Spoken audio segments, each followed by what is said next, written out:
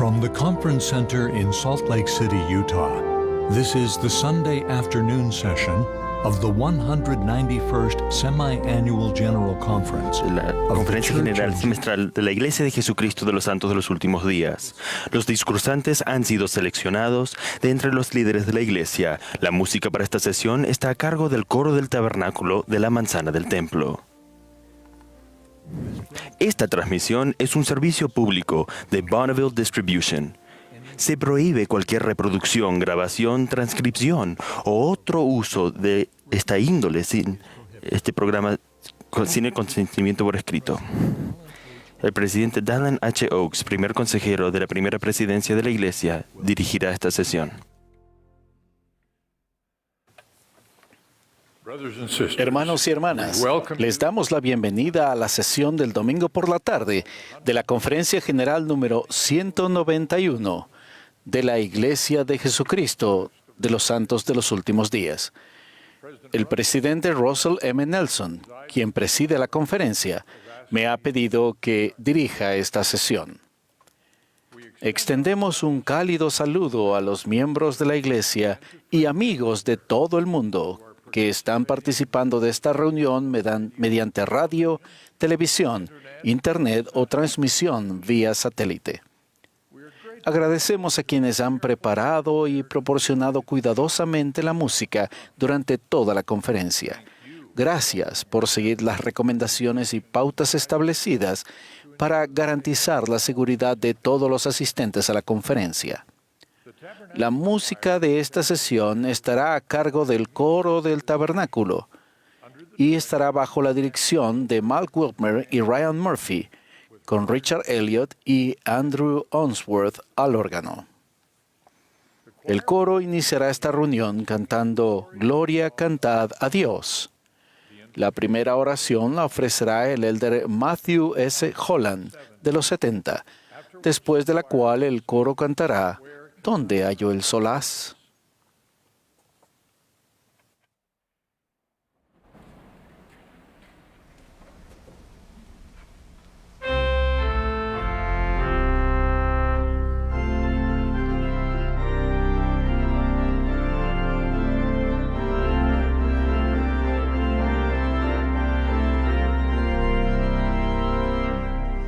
Glory to God on high.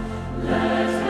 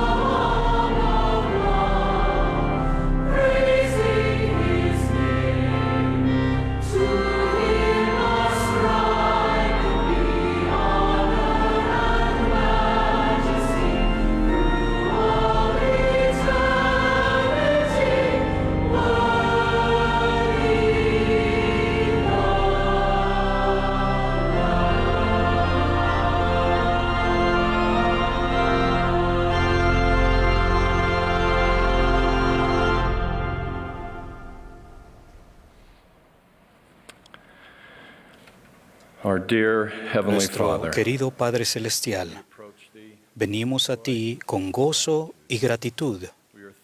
Te agradecemos por la bendición de esta conferencia general mundial que ha estado llena de mucho consuelo y de mucho consejo divino.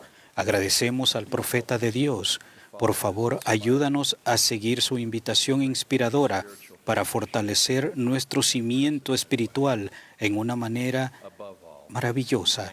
Aparte de todo, te agradecemos por el Salvador, por esa verdad de felicidad que Jesucristo vive y que Él ha superado a todo para que nosotros podamos superar toda tribulación y poder regresar a tu presencia.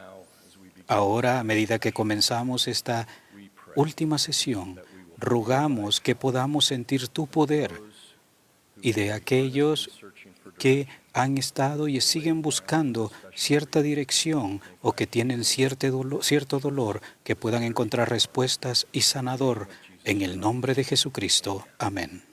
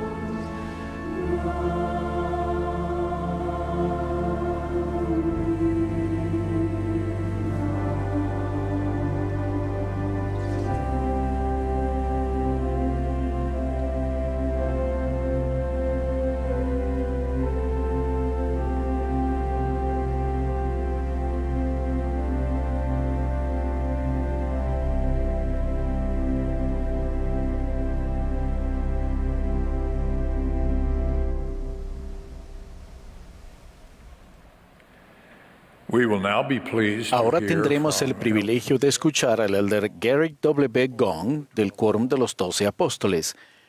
A él lo seguirá el obispo L. Todd Butch, quien sirve como segundo consejero del obispado presidente.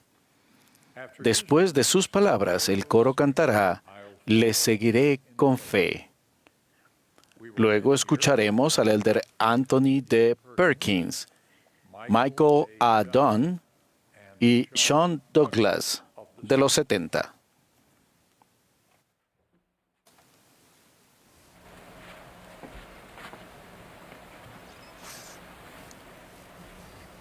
Una vez cuando era muy joven, por un momento pensé en escaparme de casa. En mi modo de pensar de niño, sentía que nadie me quería. Mi madre me escuchó y me convenció. Estaba a salvo en casa. ¿Alguna vez han sentido que estaban escapando de casa? A menudo, escapar de casa se debe a que la confianza en uno mismo, en los demás o en Dios se ha deteriorado o se ha perdido. Cuando la confianza se pone a prueba, nos preguntamos cómo volver a confiar.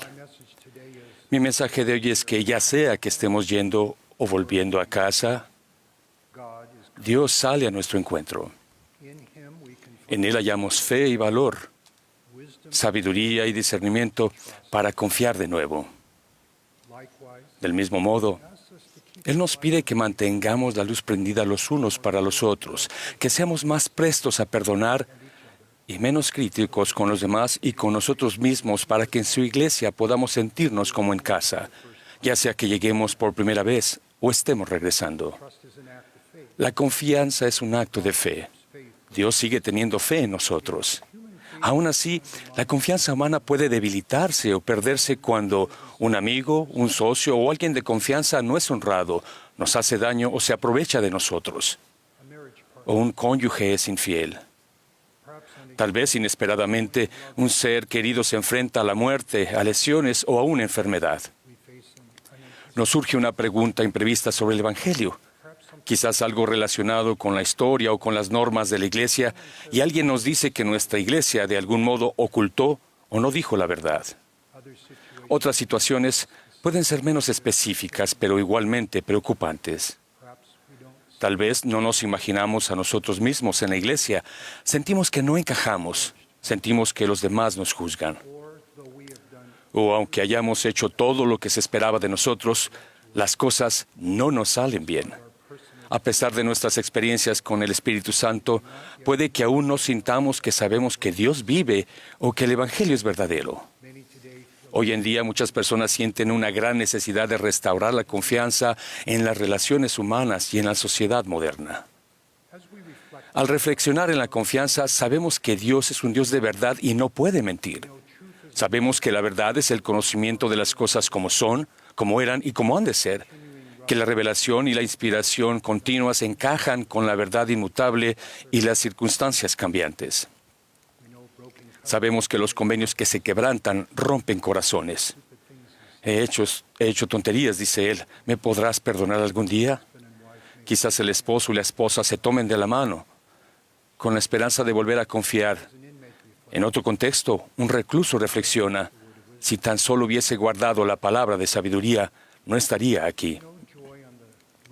En la senda de los convenios del Señor hallamos gozo y los llamamientos a servir en su iglesia son una invitación a sentir la confianza y el amor que Dios tiene por nosotros y el que nosotros y que tenemos unos a otros.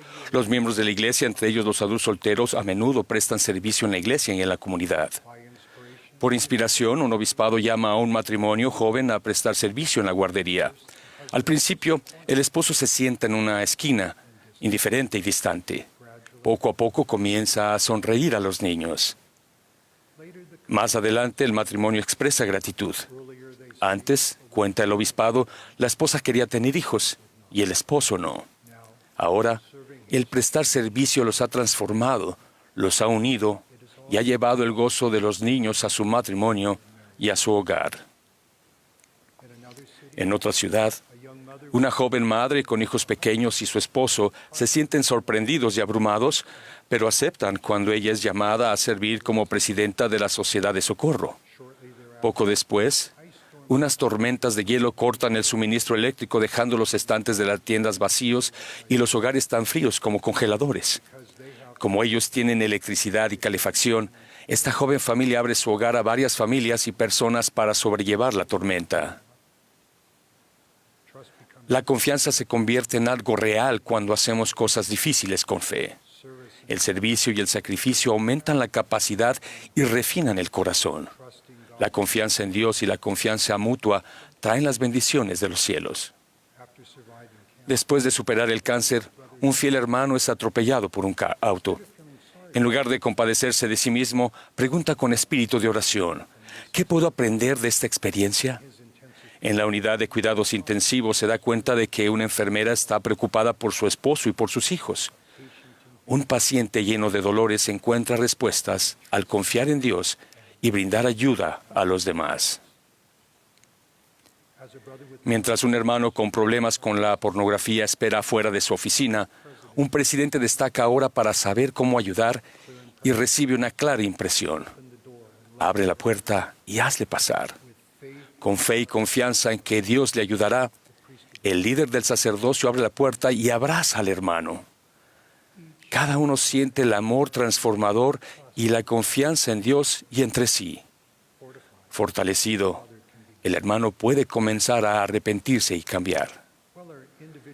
Aunque nuestras circunstancias individuales son personales, los principios del Evangelio y el Espíritu Santo pueden ayudarnos a saber si hemos de confiar en los demás, en qué forma y cuándo.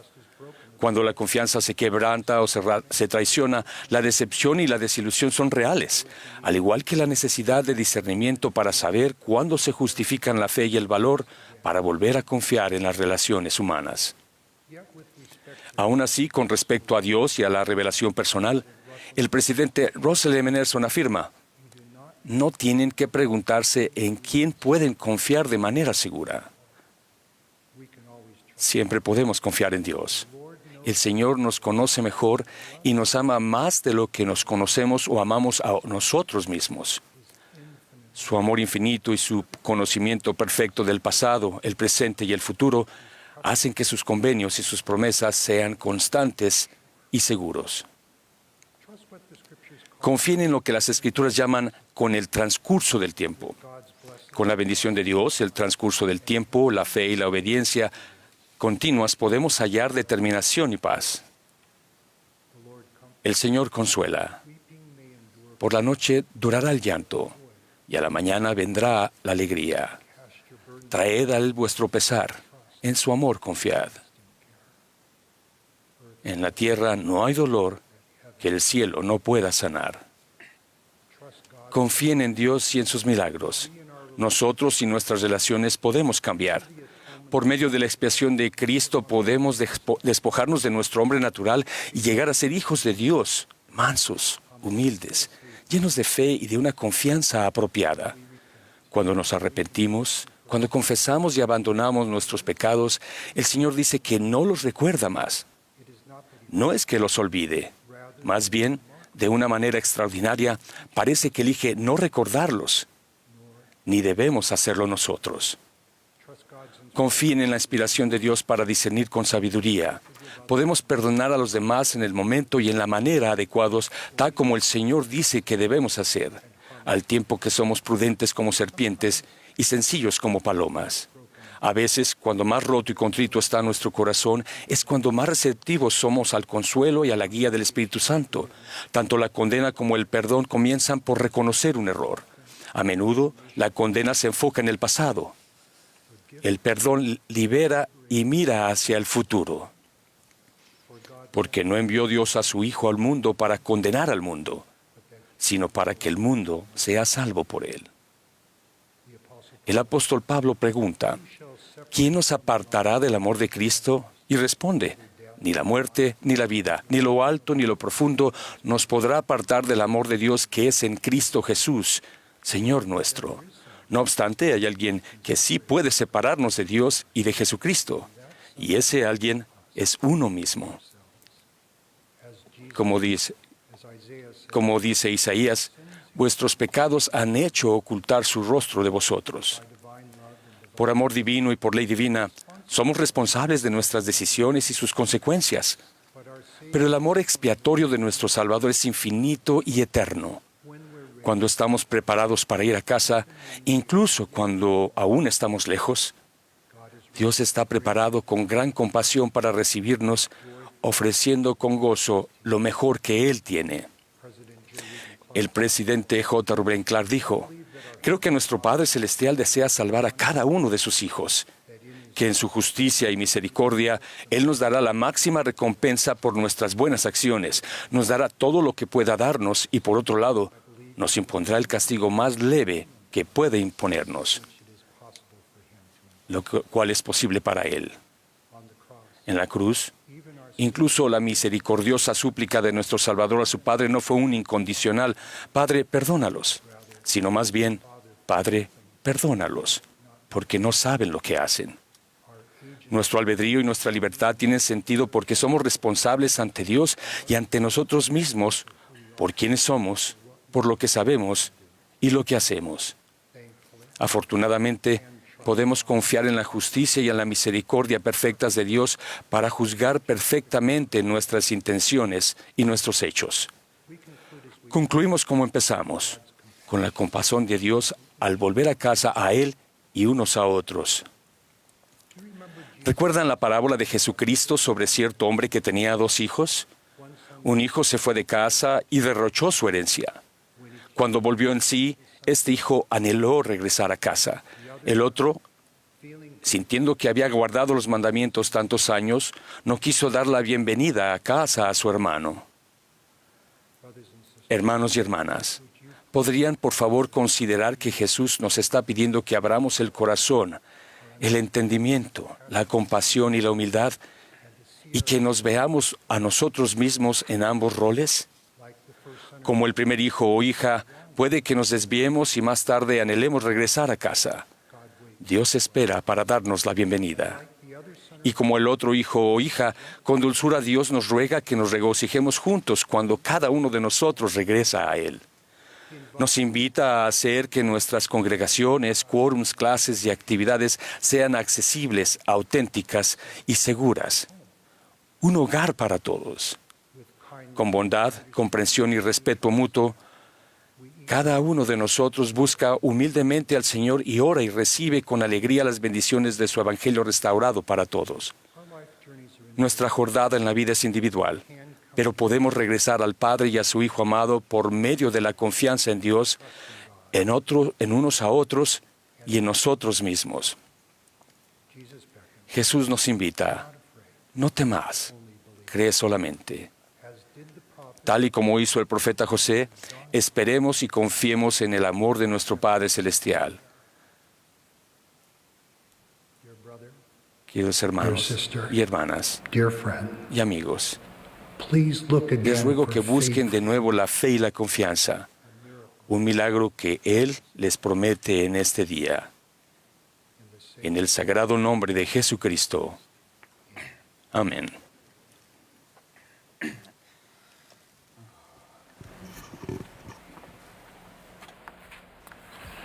El año pasado, mientras prestaba servicio en la presidencia de área Asia Norte, recibí una llamada del presidente Russell M. Nelson invitándome a servir como segundo consejero del obispado presidente. Amablemente le pidió a mi esposa Lori que se uniera a la conversación. Cuando cortamos, seguíamos sin poder creerlo y mi esposa preguntó: ¿y qué hace el obispado presidente? Después de pensarlo por un momento le respondí: no lo sé con exactitud. Un año después, con humildad y gratitud, puedo responderle a mi esposa: entre muchas otras cosas, el obispado presidente supervisa el bienestar y la obra humanitaria de la Iglesia. Esta obra ahora se extiende todo el mundo y bendice a más de los hijos de Dios que nunca. Como obispado presidente, trabajamos con empleados de la Iglesia y la presidencia general de la Sociedad de Socorro, que sirven con nosotros en el Comité Ejecutivo de Bienestar y Autosuficiencia de la Iglesia.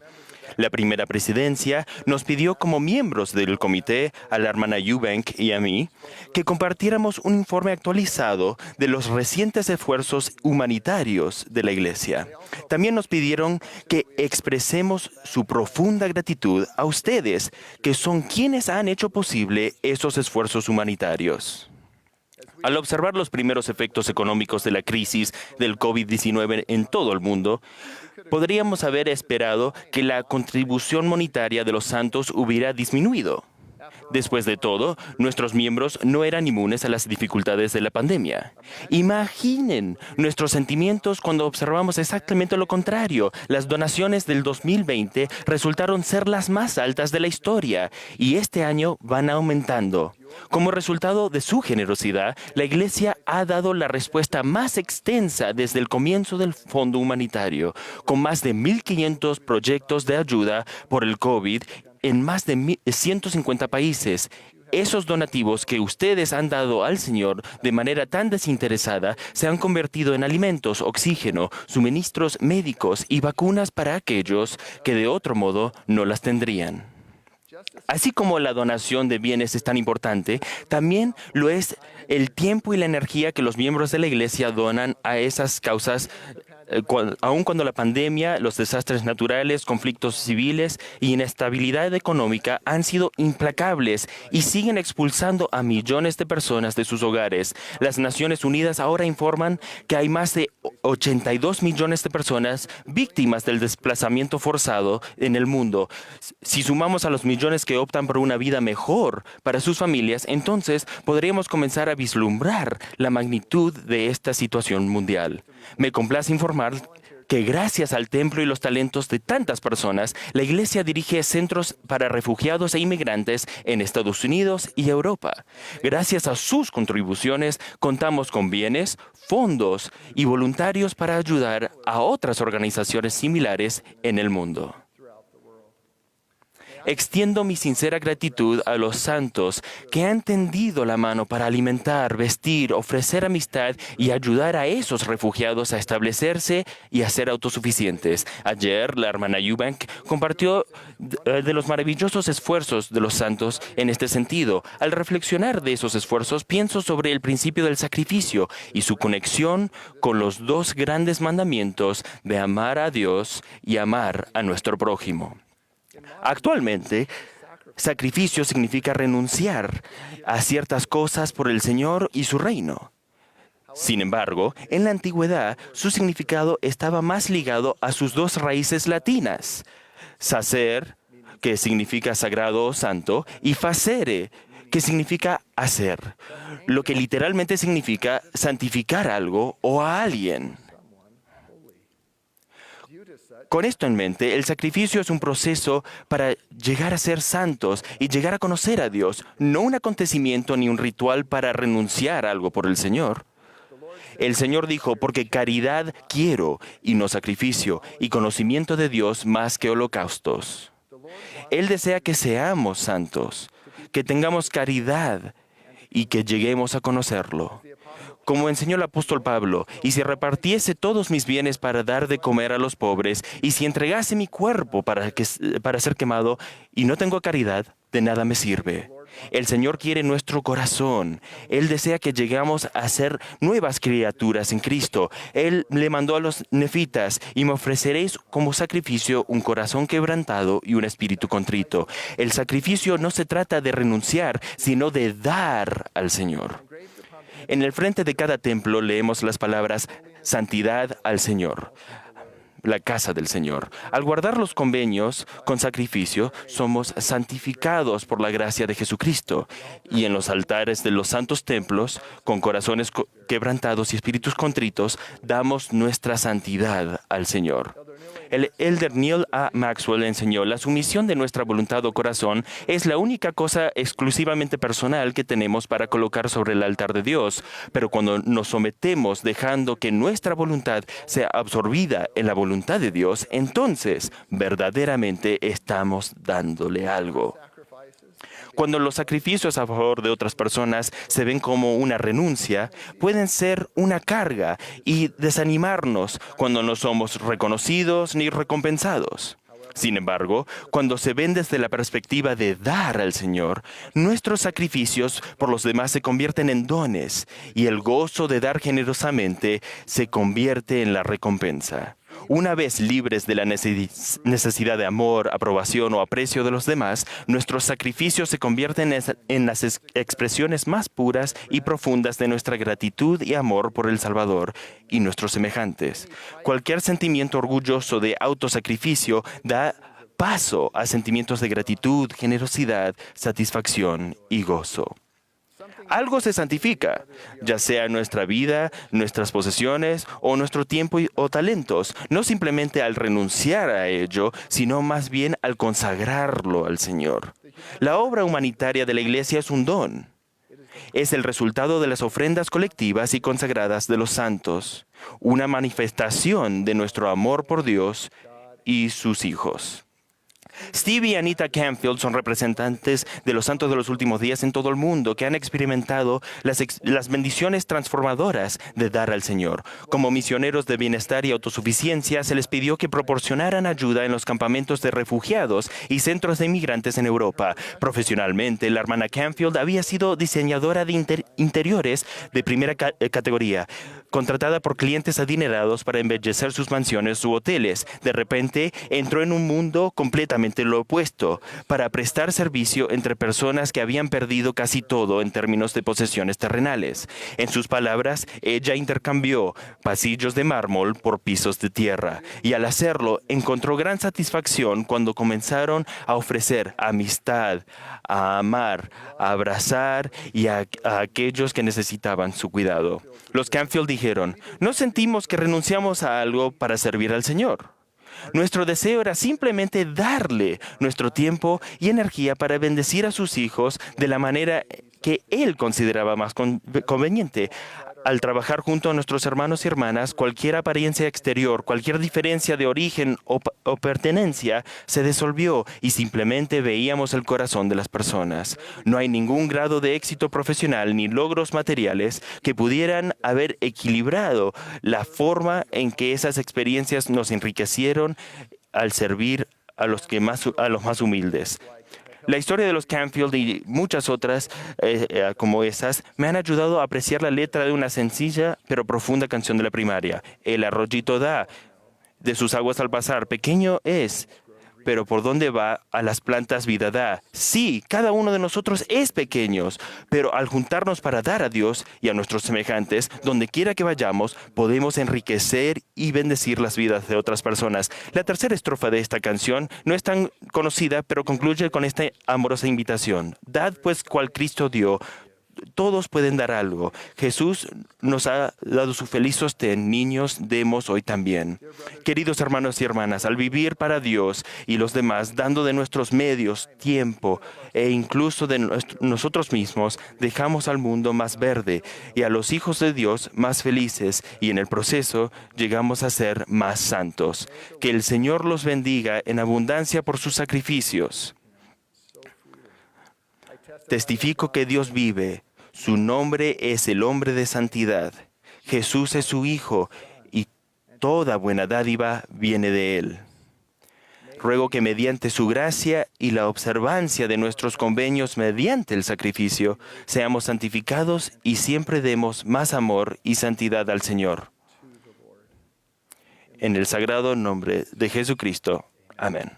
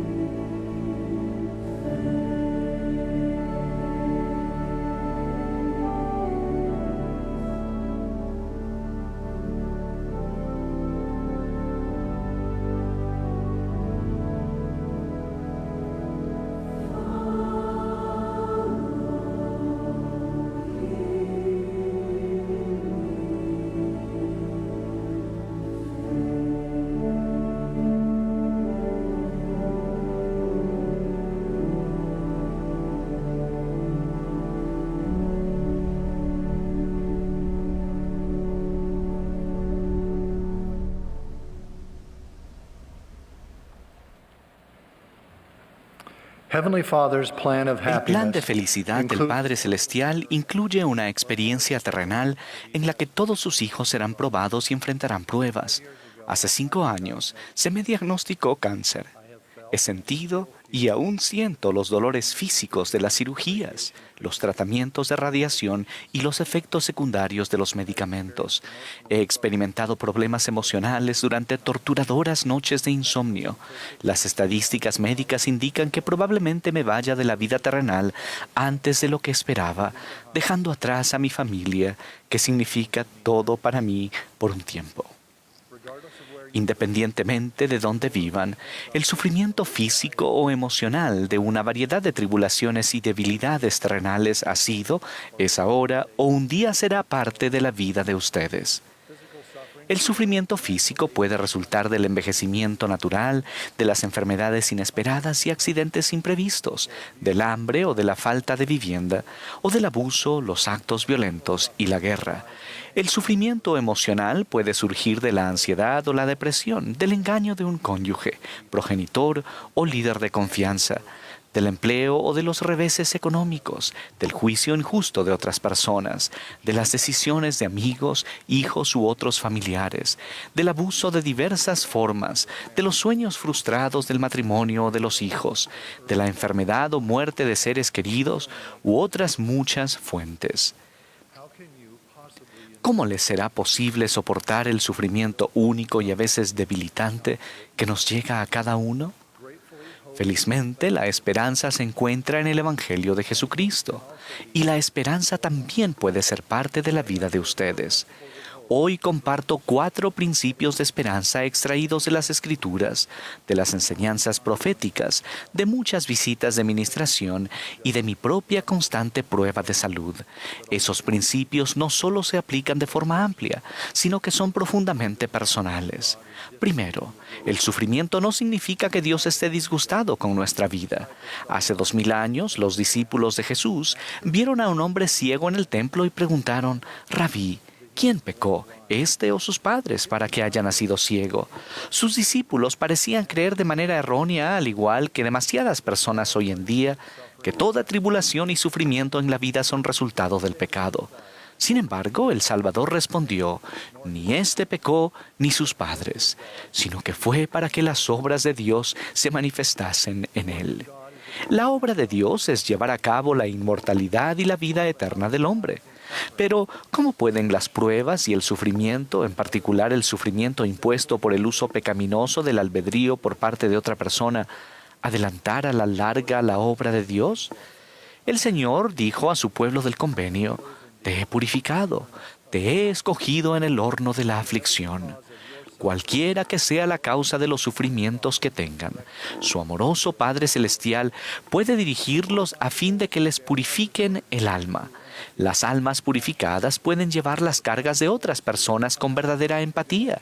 Las almas purificadas que han salido de la gran tribulación están preparadas para vivir con regocijo en la presencia de Dios por siempre, y Dios enjugará toda lágrima de los ojos de ellos. Segundo, el Padre Celestial conoce de manera íntima el sufrimiento de ustedes. Al estar en medio de pruebas, podríamos erróneamente pensar que Dios está lejos y es indiferente a nuestro dolor. Incluso el profeta José Smith expresó ese sentimiento durante un mal momento de su vida. Cuando estaba preso en la cárcel de Liberty, mientras miles de santos de los últimos días eran expulsados de sus casas, José procuró entendimiento mediante la oración. «Oh Dios, ¿en dónde estás? ¿Y dónde está el pabellón que cubre tu morada oculta?». Él concluyó con esta plegaria: «Acuérdate de tus santos que sufren, oh Dios nuestro». La respuesta del Señor alentó a José y a todos los que sufren: «Hijo mío, pasa tu alma. Tu adversidad y tus aflicciones no serán más que por un breve momento. Y entonces, si lo sobrellevas bien, Dios te exaltará». Muchos santos que han sufrido me han dicho cómo sintieron el amor de Dios durante sus pruebas. Recuerdo vívidamente mi propia experiencia en un momento de mi lucha contra el cáncer, cuando los doctores aún no diagnosticaban la causa de un dolor agudo. Me senté con mi esposa con la intención de bendecir el almuerzo de forma habitual. En vez de ello, todo lo que pude hacer fue llorar. Padre Celestial, por favor ayúdame. Estoy muy enfermo. Durante los siguientes 20 o 30 segundos estuve rodeado de su amor. No se me dio el motivo de mi enfermedad, ni indicaciones del resultado final, ni alivio del dolor. Solo sentí su amor puro y eso fue y es suficiente.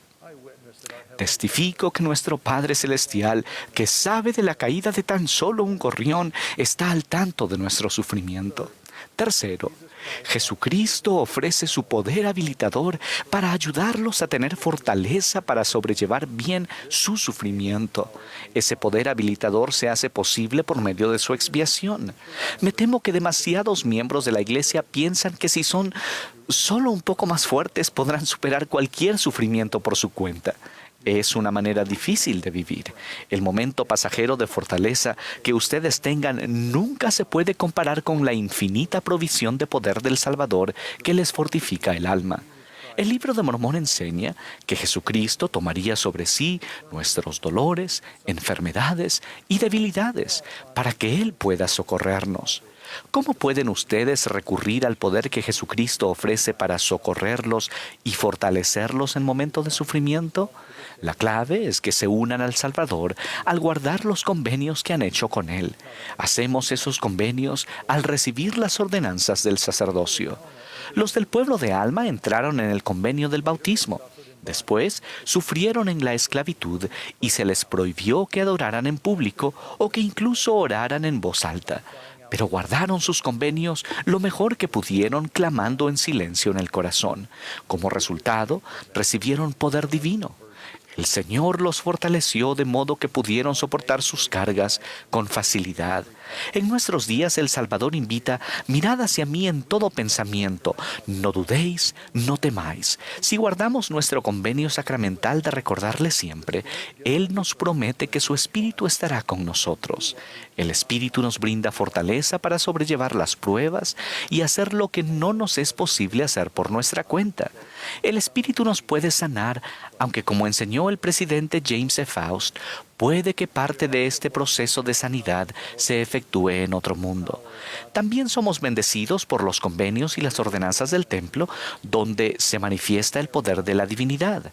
Visité a una mujer que había perdido a su hija adolescente en un terrible accidente y después a su esposo a causa del cáncer. Le pregunté cómo podía soportar semejante pérdida y sufrimiento. Respondió que la fortaleza llegó de las confirmaciones espirituales de que tendría una familia eterna recibidas durante la adoración regular en el templo. Como se ha prometido, las ordenanzas de la casa del Señor la habían armado con poder de Dios. Cuarto, elijan hallar gozo cada día. A menudo aquellos que sufren sienten que la noche solo sigue y sigue y que la luz del día nunca llega. Está bien llorar. Pero si se encuentran en noches oscuras de sufrimiento, al escoger la fe, podrán despertarse en mañanas brillantes de regocijo. Por ejemplo, visité a una joven madre que recibía tratamiento para el cáncer y sonreía con majestuosidad en la silla a pesar del dolor y de la falta de cabello. Conocí a una pareja de edad mediana que servía con gozo como líderes de jóvenes aunque no pudieron concebir hijos. Me senté con una mujer, una joven abuela, madre y esposa, que fallecería a los pocos días, pero en medio de las lágrimas había risas y recuerdos felices. Esos santos que sufren ejemplifican los que el presidente Russell M. Nelson ha enseñado. El gozo que sentimos tiene poco que ver con las circunstancias de nuestra vida y tiene mucho que ver con el enfoque de nuestra vida. Si centramos nuestra vida en el plan de salvación de Dios y en Jesucristo y su Evangelio, podemos sentir gozo independientemente de lo que esté sucediendo o no esté sucediendo en nuestra vida. Testifico que nuestro Padre Celestial recuerda a sus santos que sufren, que los ama y que los conoce de manera íntima. Nuestro Salvador sabe cómo se sienten. Ciertamente Él ha llevado nuestros pesares y sufrido nuestros dolores.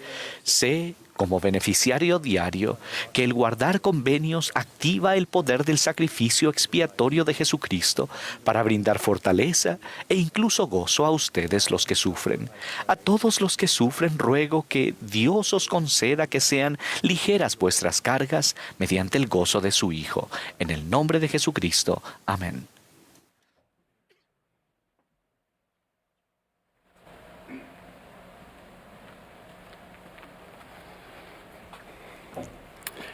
For more than a Durante century, más de the un siglo, National los equipos nacionales de ciclistas de Gran Bretaña fueron el hazmerreír del mundo del ciclismo.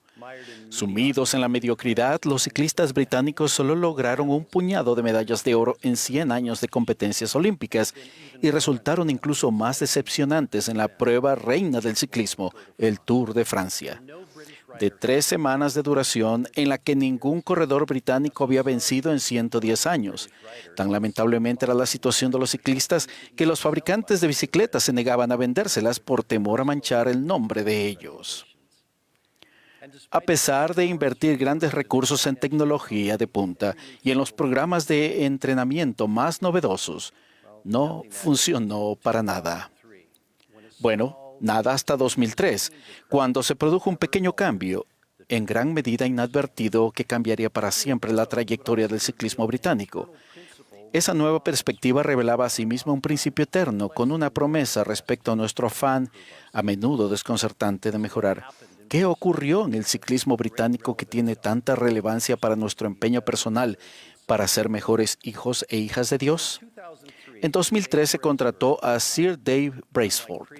A diferencia de los entrenadores anteriores que intentaron realizar cambios drásticos de la noche a la mañana, Sir Brailsford apostó por una estrategia a la que denominó agregación de ganancias marginales y que consistía en implementar pequeñas mejoras en todo. Eso conllevaba a medir constantemente estadísticas fundamentales y entrenar concentrándose en puntos débiles. Es algo similar a lo que el profeta Samuel Elamanita denomina andar con circunspección. Esta visión más amplia y global evita caer en la trampa de la miopía, que hace que nos fijemos solo en los problemas o pecados más obvios. Brailsford dijo, este principio surgió de la idea de que si se descompone en partes todo lo relativo a andar en bicicleta y luego esas partes se mejoran en un 1%, al unirlas se obtiene una mejora conjunta importante. Su método está en consonancia con el del Señor, quien nos enseñó lo crucial que es el 1%, incluso a costa del otro 99%.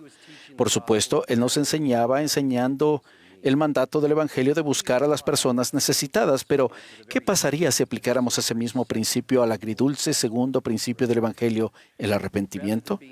En lugar de quedar bloqueados por la agitación y la oscilación extrema entre el pecado y el arrepentimiento, ¿qué pasaría si centráramos nuestra atención pero ampliándola? En lugar de intentar ser perfectos en todo, ¿qué pasaría si abordáramos solo una cosa? Por ejemplo, ¿qué pasaría si con esta nueva percepción panorámica descubrieran que han descuidado la lectura del Libro de Mormón? Pues bien, en lugar de leer a la desesperada las 642 páginas en una sola noche, ¿qué tal si se comprometieran a leer solo un 1%, es decir, 6 páginas al día? ¿U otra meta viable en su situación? Al final, ¿podría la suma de ganancias marginales pequeñas pero constantes en nuestra vida ser el cambio hacia la victoria? Aún sobre nuestros defectos personales, ¿puede este modelo pequeño pero surtir el efecto que en verdad necesitamos? El prestigioso autor James Clear dice que esta estrategia pone las matemáticas claramente a nuestro favor y sostiene que los hábitos constituyen el interés compuesto de la superación personal. Si pueden mejorar en algo, aunque solo sea un 1% por día, al cabo de un año serán 37 veces mejores. Las pequeñas ganancias de Brailsford comenzaron con lo obvio, con el equipamiento, la tela de la ropa y los patrones de entrenamiento.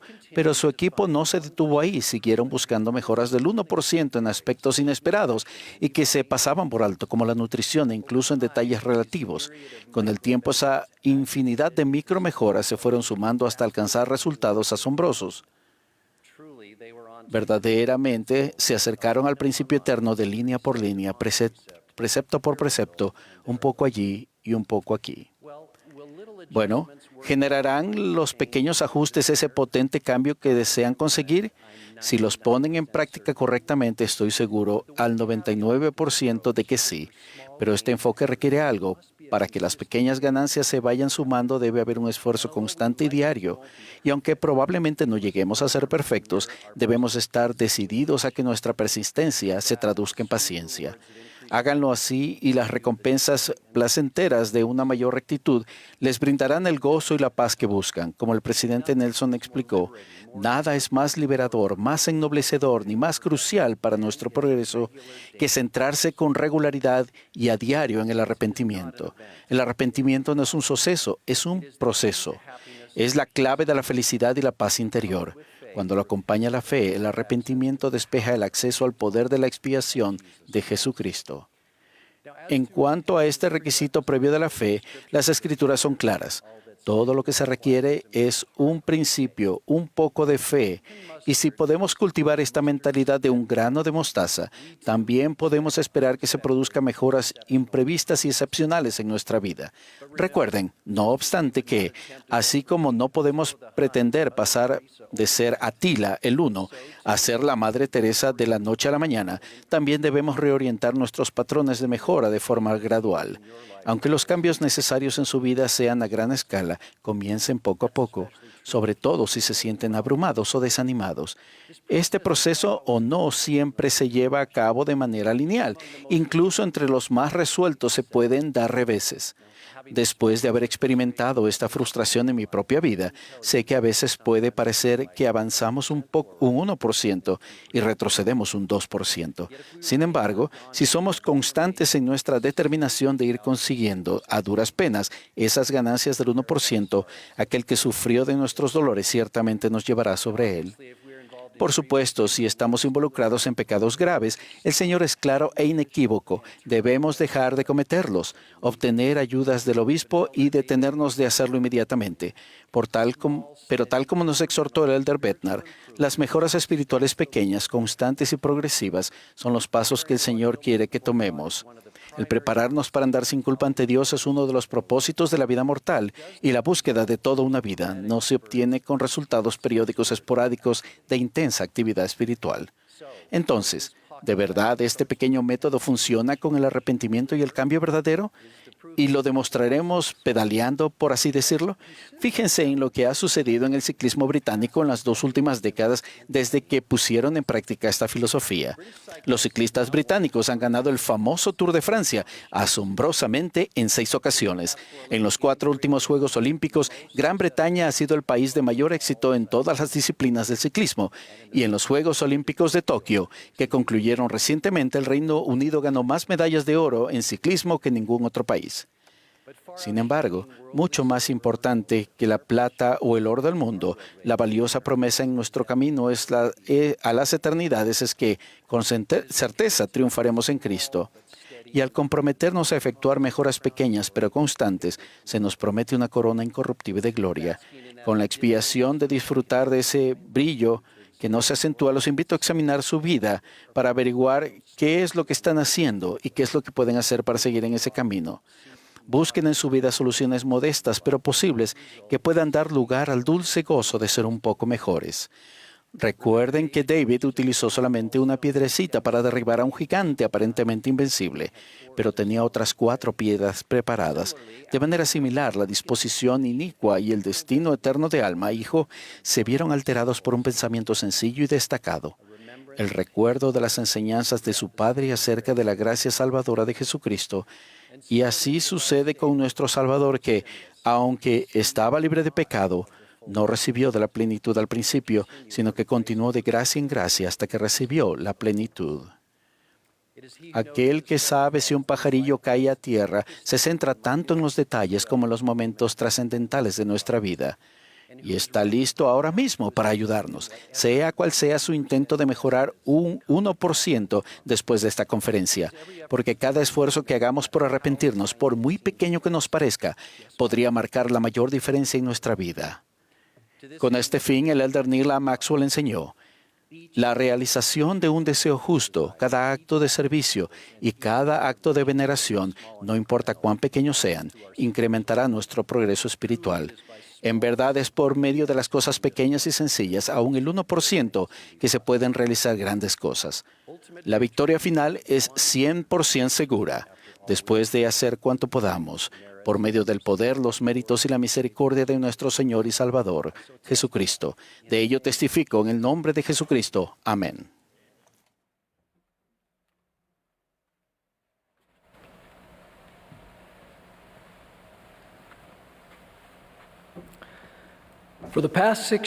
Durante los últimos 6 años, mi esposa Ann y yo hemos vivido en Texas, cerca de la costa del Golfo, donde algunos de los más grandes huracanes han azotado los Estados Unidos, dejando tras de sí una enorme destrucción e incluso pérdida de vidas. Los meses recientes no han estado libres de tales eventos devastadores. Extendemos nuestro amor y oraciones a todos los que han sido afectados de alguna manera. En 2017 vivimos el huracán Harvey, el que registró precipitaciones récord de hasta 150 centímetros. La formación de huracanes se rige por leyes naturales. La temperatura del océano debe ser al menos 27 grados Celsius y extenderse hasta 50 metros bajo la superficie. Al encontrarse el viento con el agua cálida del océano, el agua se evapora y sube a la atmósfera donde se convierte en líquido. Entonces se forman las nubes y los vientos generan un patrón en forma de espiral sobre la superficie del océano. Los huracanes son de una magnitud colosal, alcanzan los 15.240 metros o más en la atmósfera y se extienden al menos 200 kilómetros a lo ancho. Es interesante que al tocar tierra, los huracanes comienzan a debilitarse porque ya no están sobre las aguas cálidas que necesitan para alimentar su fuerza. Tal vez ustedes nunca afrontarán un devastador huracán físico. Sin embargo, cada uno de nosotros ha resistido y resistirá a huracanes espirituales que amenazan nuestra paz y ponen a prueba nuestra fe. En la actualidad, estos parecieran ir aumentando en frecuencia e intensidad. Afortunadamente, el Señor nos ha brindado una forma segura de sobrellevarlos con gozo. Cuando vivimos el Evangelio de Jesucristo, se nos asegura que, al sobrevenirnos peligros que amenazan quitarnos la paz, tenemos en Dios gran confianza. El presidente Russell M. Nelson explicó: los santos pueden ser felices en cualquier circunstancia. Podemos sentir gozo aun cuando tengamos un día malo, una semana mala o hasta un año malo. El gozo que sentimos tiene poco que ver con las circunstancias de nuestra vida y tiene mucho que ver con el enfoque de nuestra vida.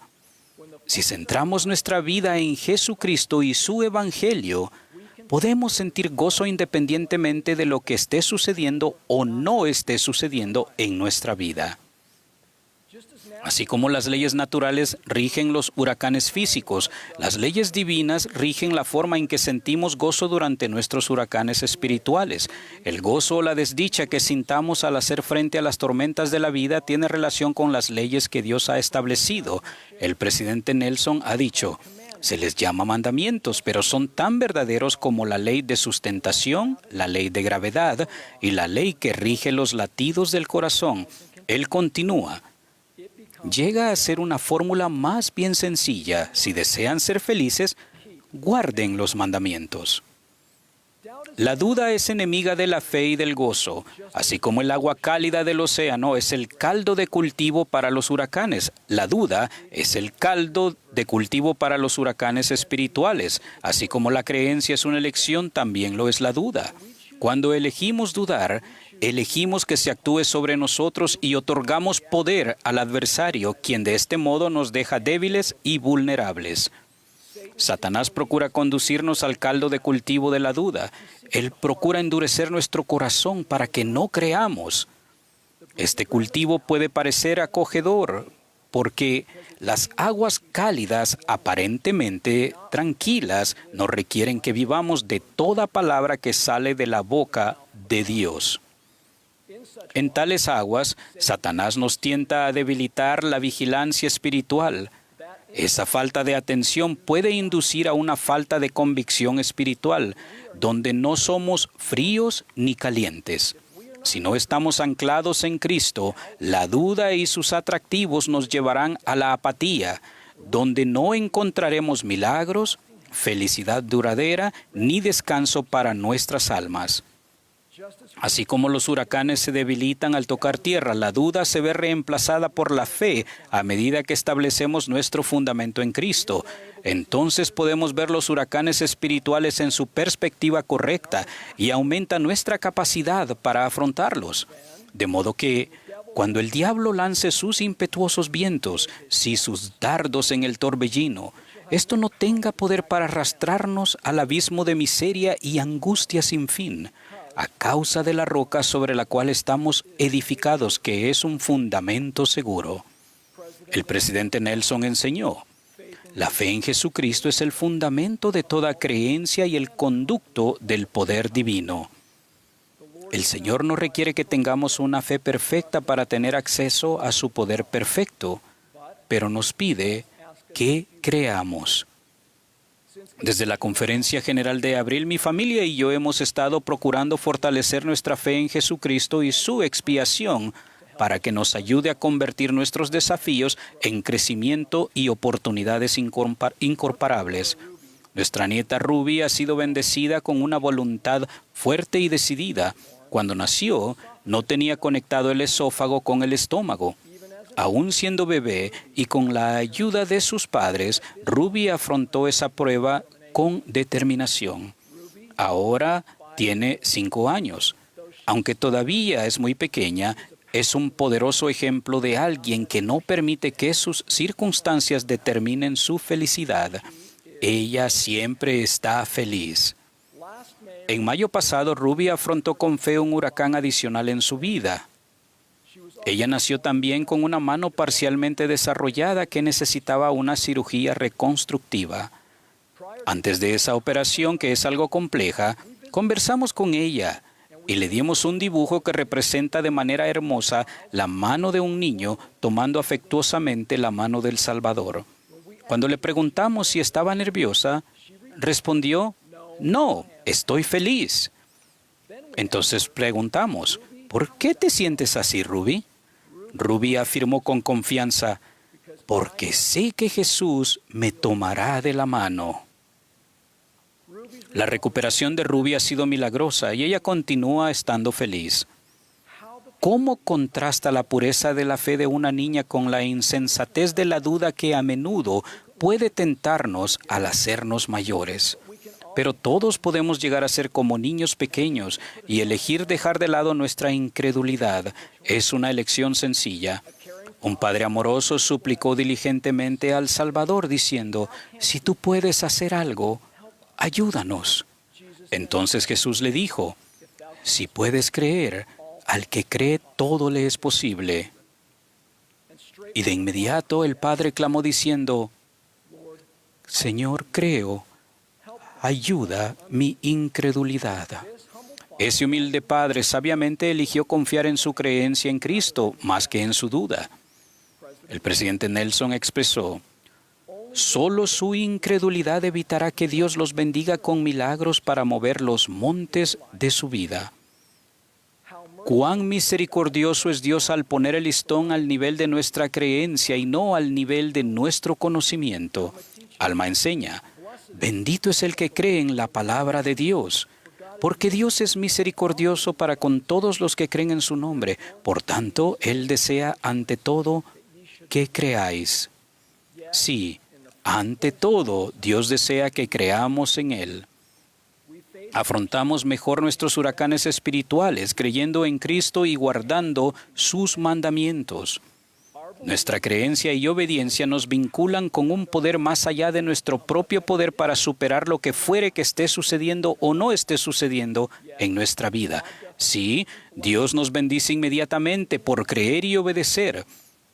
De hecho, con el tiempo nuestro estado del ser se convierte en felicidad y somos vivificados en Cristo conforme ejercemos nuestra fe en Él y guardamos sus mandamientos. Hermanos y hermanas, que escojamos hoy no dudar, mas ser creyentes.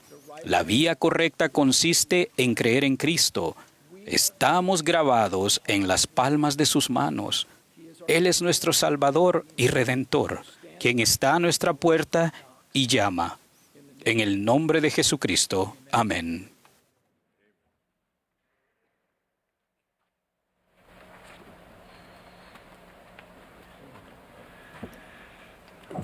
Ahora la congregación se unirá al coro para cantar a Cristo Rey Jesús.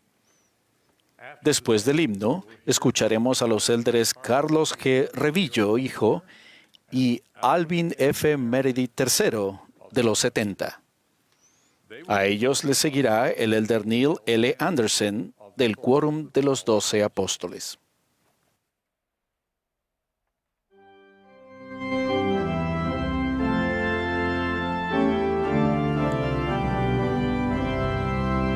Esta es la sesión del domingo por la tarde de la Conferencia General Semestral número 191 de la Iglesia de Jesucristo de los Santos de los Últimos Días.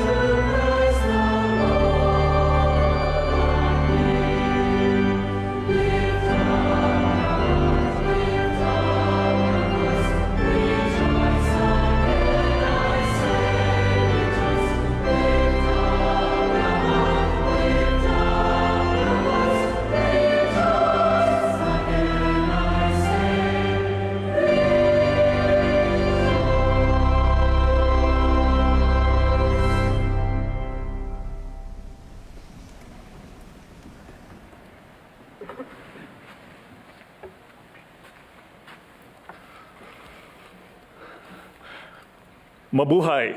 Mabuhay. I bring to you love Les and traigo warm el amor y smiles las cálidas sonrisas de los maravillosos santos de las Filipinas. This year marks 60 years since the first missionaries arrived in the islands of the Philippines. Les traigo el amor y las cálidas sonrisas de los maravillosos santos de las Filipinas. Este año se conmemora el 60 aniversario de la llegada de los primeros misioneros a mi país. En la actualidad hay 23 misiones y más de 800.000